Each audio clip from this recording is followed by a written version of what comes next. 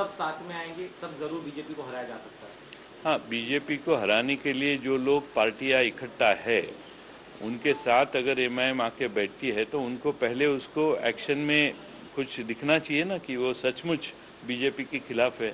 अब तो दिखाई दे रहा है कि जहाँ जहाँ बीजेपी को तकलीफ होती है वहाँ वहाँ एमआईएम अलग इंडिपेंडेंट इलेक्शन करती है और ऐसे वोट बाजू में करती है जो हमारे पक्ष में आने वाले थे, और इसका फ़ायदा बीजेपी को होता है। ये बार बार लोगों के सामने आ रहा है। सर, इम्तियाज जलील का एक और बड़ा बयान है कि वो दावा कर रहे हैं कि अगर हमारे इस गठबंधन का ऑफर को एक्सेप्ट नहीं करती है एनसीपी, तो इसका मतलब साफ हो जाएगा कि हम पे जो आरोप लगाते कि हम बीजेपी की बी टीम है वो गलत है और आप ही हम लोग को साथ नहीं लेना चाहते। ऐसे है कि आप बी टीम हैं ऐसे लोगों को लगता है, हमें नहीं।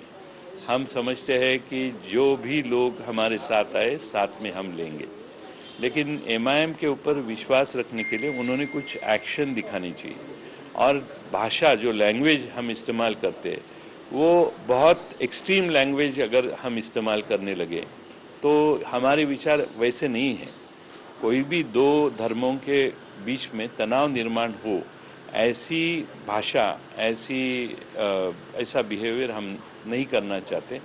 और हमें इस देश में सारे समाज शांति अमन से रहे, ये अपेक्षा हमारी रहती है।